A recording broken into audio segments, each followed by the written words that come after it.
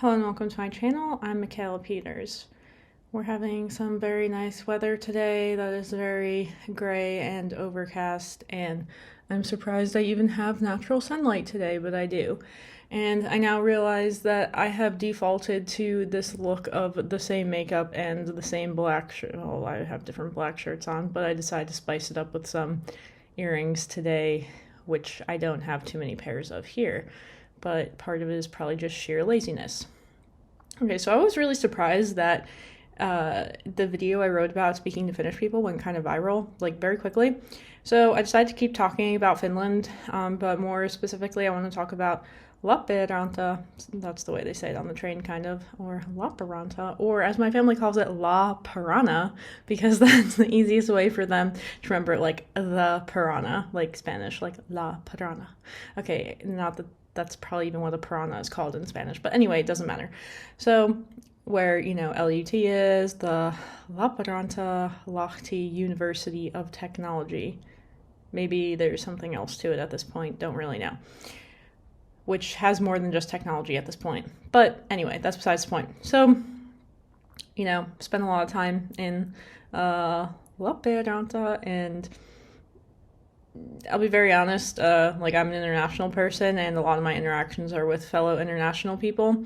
But today I want to talk about why Lappeenranta is so difficult for international people, because this is an issue that gets discussed a lot in this community.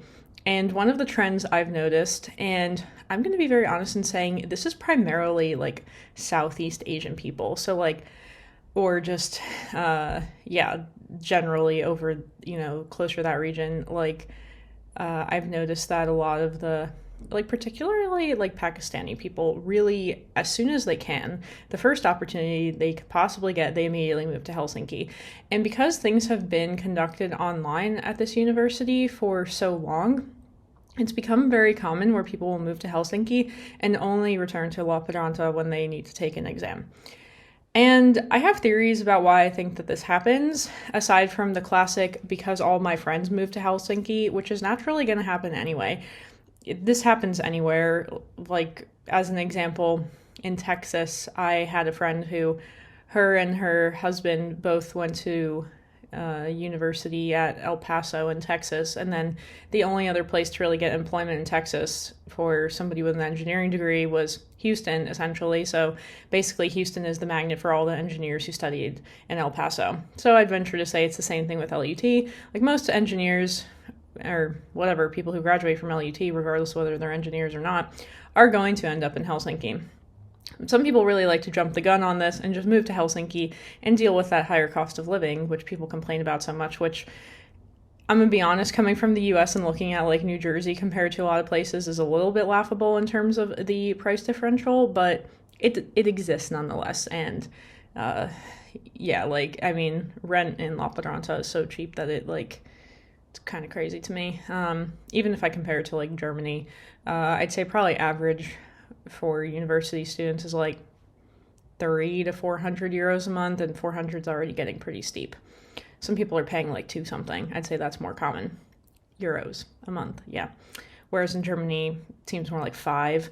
And when I was looking at studying abroad in Italy, 700-800 euros a month. So yeah, you're really saving quite a bit by living in the middle of nowhere, which, is arguable. Lappeenranta is considered the 11th largest city in Finland, which is, pretty substantial by Finnish standards, but by anywhere else in the world standards, not really. Even Helsinki has a population of something like 700,000, and it's true that most of the population lives in the Helsinki area, or metropolitan area, whatever they call it. Where was I going with that? That's not really a proper city compared to many other cities in the world where you have a lot of these international people coming from. So the population density thing in Finland is very shocking, maybe. It's a culture shock for people coming from other much more densely populated areas, which is most of the world that's not living in a freezing place, because people generally tend to prefer warmer weather. I think that's a little bit crazy because I definitely am not that person, but those areas have historically had more people because it's just simply easier to live there and more pleasant to people. So people will come here and they'll be like, they experience a lot of things. Loneliness. I also had this issue of being lonely at the beginning. And in addition to loneliness, one of the things that I've seen happen is people become very codependent with their group of friends. And what this tends to lead to is usually some sort of implosion at the end where somebody gets really upset with somebody and then the whole friend group or friend dynamic, friendship breaks down. And because you're in such a small area, there's a lot of gossip. So everybody kind of knows everything, and that can be kind of undesirable because then there can be a lot of social politicking. Whereas in a bigger city, there's a bit more of a level of anonymity. I'm bad at this word. That is granted to you. Anonymity? That word. Okay, yeah, when English speakers can't speak English. That's granted to you living in a larger city. I'll be very honest in saying that there were a lot of times during the first year and a half, which is the point at which I still could not figure out how to construct a life for myself in Lappeenranta that I enjoyed, where I would go to Lahti or Helsinki, or even when I went to Tampere for the first time, all of these are bigger cities than Lappeenranta, and I'm thinking, like, would I have been happier if I had just been here? Because one of the things that I really liked about being in Armenia, being in Kyrgyzstan, where I was in capital cities, like public transportation, I could get around pretty easily. I had a lot of friends. I could go visit all these different friends. And in Lappeenranta, it was kind of like I had 3 friends, let's say, 4 or 5 friends, I don't know. And it'd mostly be like, okay, I hang out with these 2 friends every weekend, or I hang out only with my roommate. And while I'm still friends with, the 2 friends who I did hang out with every weekend, I'm not still friends with my roommate because, it was probably a little bit too close for comfort and it didn't allow for enough independence. And, this particular roommate was from St. Petersburg, and it was really hard for her to adjust to living here too because, she's coming from a very large city and it's like there's nothing to do here. And this is where I really have a hard time, and probably the ADHD side of my brain / just my personality really comes out because I'm like, look, everybody, I am very sufficiently stimulated by all of the things going on in my brain at all times that I'm not constantly looking for external stimulus. And don't get me wrong, I do feel lonely at times, but maybe I just feel like I've had enough friends here. I've made enough friends. Like, I feel like I could find somebody to hang out with. And I also think that because I've experienced the codependent dynamic and have read about it, have understood it, and understand it's not really healthy, despite the fact that many people will continue to engage in it. And I think it is culturally ingrained in a lot of Western cultures, especially from a relationship standpoint, where people, for better or for worse, are encouraged to be pretty codependent with their spouses, significant others, whoever they are in their lives. Yeah, it's not a dynamic I'd like to fall into again. And, even when I had left and came back, it would be like a lot of people I knew who were really tight with each other, or what's a better way of putting that in a non-slang way? Yeah, just like really close and inseparable with each other. All of a sudden had this falling out over something that was, okay, I hate to minimize other people's problems, but like kind of stupid. Like, insignificant in the grand scheme of things. Like, one of them was like fighting over group work. Another one was like social politicking with a friend group, and like one girl not wanting the other people to be friends with the other people in the group, and then the other people not really liking this, and then in the end deciding not to be friends with her, even though she was totally blindsided by that. Or I got kicked out of like a triangular friend group too, where it was like me and 2 other people were friends, and then they decided they were going to be friends and then stopped being friends with me. So you see a lot of this, and maybe on one hand I feel like it's kind of very high school and like immature. On another hand, I think that like it's just like not psychologically healthy. So another thing that starts to happen, and I really think that living in Lappeenranta maybe caused me to spiral a bit psychologically as well, is like people just become very like depressed and will get, and I think the fact that this depression is so anti-stigmatized here, especially among Finnish people, people are finally for the first time in their life, coming from some of these more conservative countries where or more conservative families, whatever their background is, where it's like, oh, antidepressants are bad, whereas like, to live in a climate like this, it's like sometimes like you do need help from that, and it's pretty common. And then, sometimes people are like, oh, it's like cheating or that's like bad. And I mean, people can have whatever opinion about that they want, but, the depression thing is like a very serious issue that starts to happen. And one of the things I started thinking about, like, why is that the case, is I think that there's just not enough, like, industry here, and, like, people are bored. Whereas, like, if you have that, if you're busy, like, you know, you have to get up and go to work, and, like, you have a lot that's going on, then, you know, you're occupied enough and you're, like, forced to interact with people socially that kind of takes care of itself. Whereas, you know, when you're a student, and probably the dominant attitude of a lot of Finnish people is they're very laissez-faire in their approach to university. So they're like, oh, I got a 1 out of a 5, that's fine, I passed. Whereas, like, in the US, you're always trying to get the highest grade that you can because, well, it usually, there's some money attached to it. Whereas here, like, people aren't stressed out about money, as, you know, was pointed out in the other video, or people agreed with that in the comments. So when you're not really worried about money, you're not really worried about survival, you know, the whole Maslow's hierarchy of needs, what are you worried about? Well, you're worried about your relationships, and you're worried about your friendships. And maybe for some people, and I'm speaking about this from my own personal experience, like, it was probably the first time in my life I ever had the privilege of worrying about my interpersonal relationships.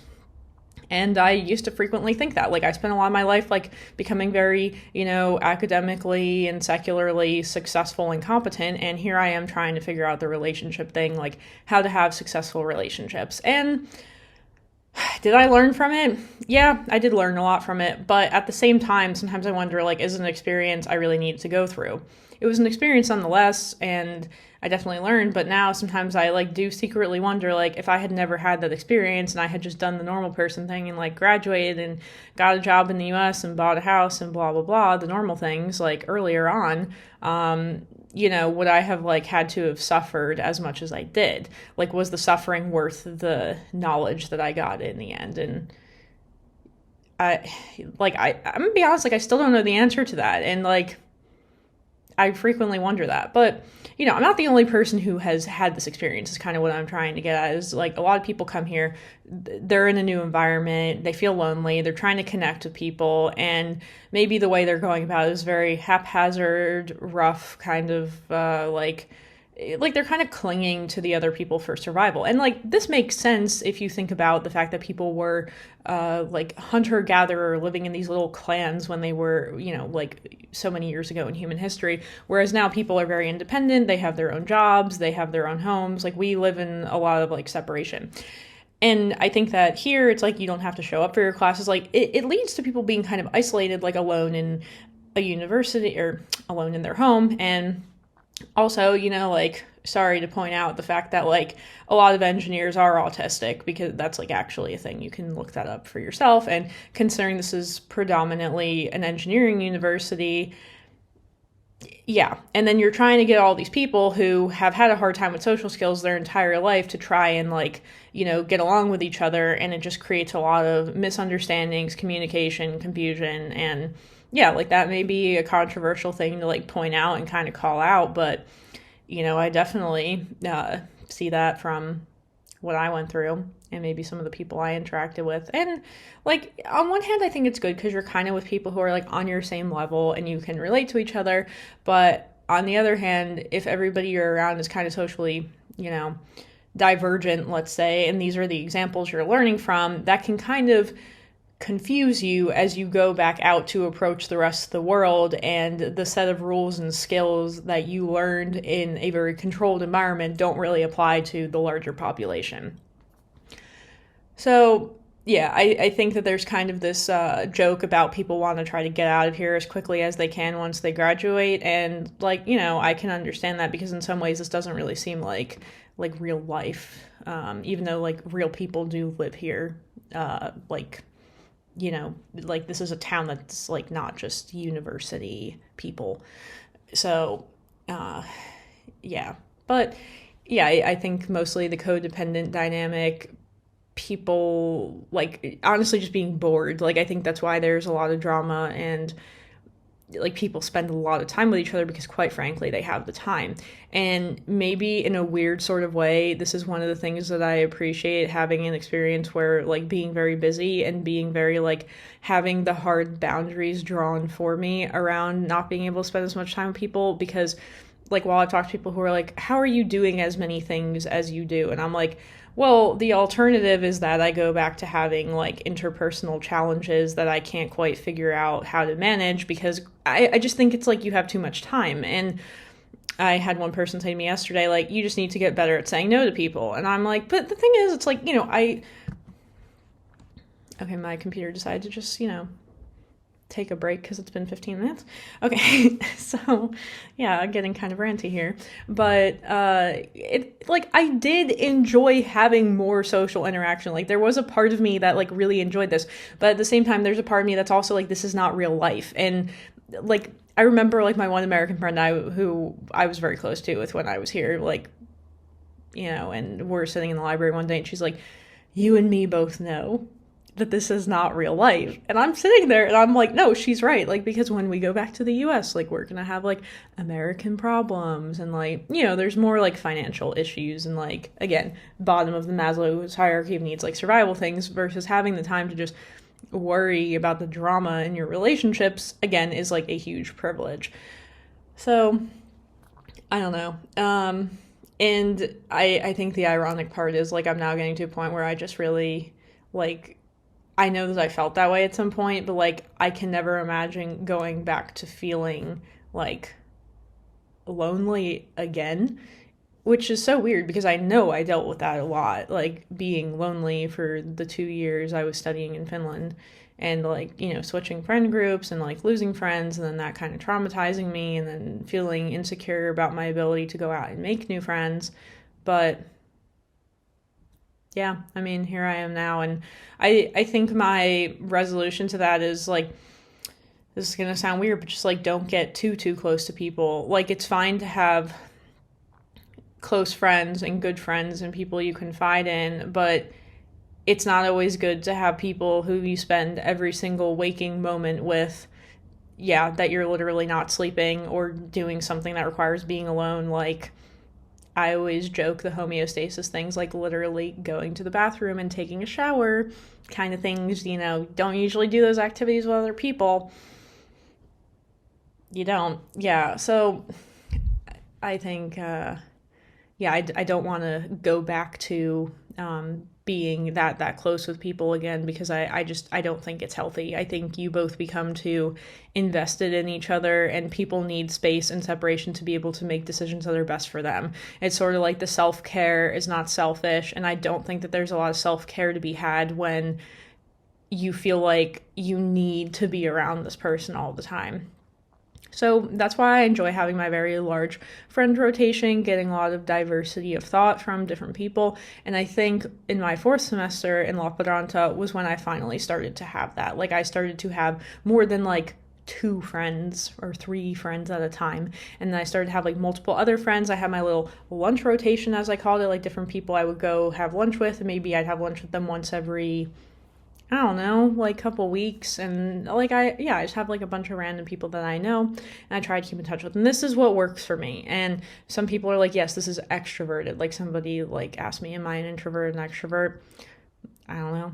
Honestly, at this point, I like go back and forth whenever I take the Myers-Briggs thing. So currently I'm an introvert, but when I lived here, I was an extrovert, like when I lived in Finland. So yeah, but anyway, I guess that's kind of everything. So I'll be curious to see what other opinions people have on this who are familiar with the whole small town codependent dynamic, and if people think that it's good. If people disagree with what I'm saying, I'd be curious to hear that as well. But all I have to say is like, I'm gonna go eat lunch by myself, and honestly, I'm pretty happy about it. Like, I enjoy the peace and quiet I'm getting from America for the time being, which is not going to be much longer. Well, relatively, yeah. Anyway, okay, so that's everything that I have for today, and I hope you enjoy this because I'm not making another video until next week or the week after because moving around a lot. I get tired thinking about it, not gonna lie. That's why when I see people on Instagram who are traveling a lot, I don't feel jealous of them at all because I'm just like, wow, the amount of time it took to get over there. All right, well, that's everything, and until next time, whenever that is. Okay, thank you. Bye.